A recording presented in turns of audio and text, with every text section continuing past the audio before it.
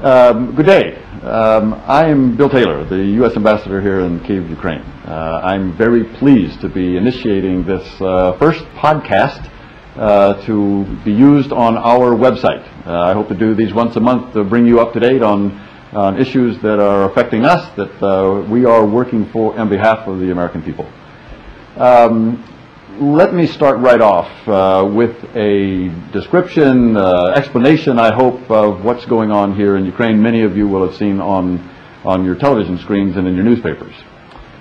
There is political turmoil here in Ukraine. The government is working to try to resolve this issue. It's an issue that has to do with factions in the parliament. It's an issue that has to do with the president and the prime minister. It's an issue that may be resolved in the Constitutional Court, the Supreme Court of Constitutional Issues. And so it's a very serious issue that will determine how Ukraine proceeds in the future. We care about this. We care about democracy in Ukraine. We are concerned that any solution be undertaken in a democratic way. I've urged the leaders of the political factions here in Kyiv and across Ukraine to act responsibly, and they have. They have encouraged their supporters and followers to act responsibly as they come onto the streets. So far, this has come off in a very restrained way. A week ago Saturday, there were two big rallies here in the downtown Kyiv, very close to each other, within about 2 blocks of each other. On one square were tens of thousands of people who were demonstrating their support for one political force. About 2 blocks away, as I say, just up the street, on another square, there were tens of thousands of people demonstrating their support for another political force, another combination of political forces. Both rallies were well behaved, well organized, well disciplined, no trouble. The military was in the barracks. They were not to be seen. The police were to be seen, were on hand. They were staying in a low profile way. They were not provoking anyone. They were being very professional. This all worked extremely well, and that's the model. That's what we hope will be the model for a political resolution of this problem. What is happening now, and what we hope will resolve the crisis, is for the President and the Prime Minister and the Speaker of the Parliament to continue the discussions that they are now having and come to a conclusion that will resolve this issue one way or the other. There are several options on the table. There could be new elections. There could be a Constitutional Court decision. There could be negotiated settlement. Those are for the Ukrainian people to decide. That is the way that Ukraine has developed its reputation for solving these problems democratically and peacefully, and we strongly recommend that that tradition be maintained. The 2 other events that have taken place here in Kyiv over the past month that I wanted to tell you about. One has to do with missile defense, and the other is a new form of assistance that the U.S. government is about to provide to Ukraine.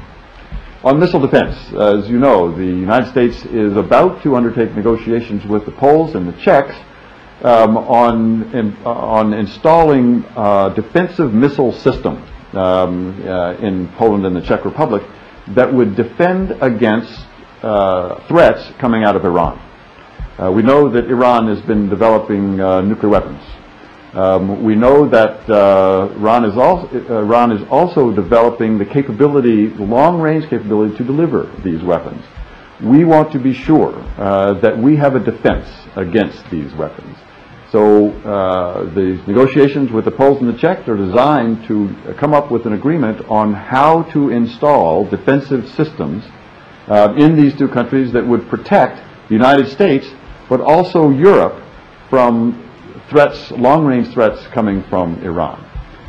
We have been lucky to have General Obering, the head of the Missile Defense Agency, here a couple of weeks ago to describe to the Ukrainians.